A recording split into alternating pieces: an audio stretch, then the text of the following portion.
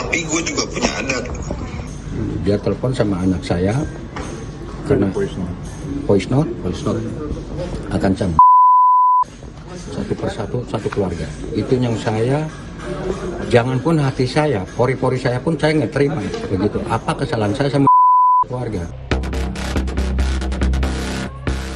Dalam kasus ini, Komisi Kepolisian Nasional Kompolnas mendorong polisi segera menahan pelaku KDRT. Pelaku KDRT yang suami korban sendiri bisa dikenakan Pasal 44 Ayat 1 Undang-Undang KDRT dengan ancaman hukuman maksimal 5 tahun penjara dan denda 15 juta rupiah.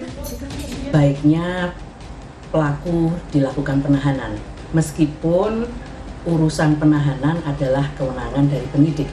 Tetapi ketika kita melihat pasal yang sebetulnya bisa dikenakan kepada yang bersangkutan, yaitu pasal 44 Undang-Undang Kekerasan dalam Rumah Tangga.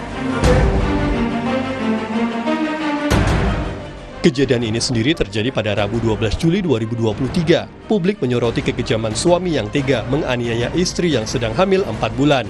Tak hanya itu, proses hukum terhadap pelaku oleh polisi juga terus menjadi perhatian. Tim Liputan, Kompas TV.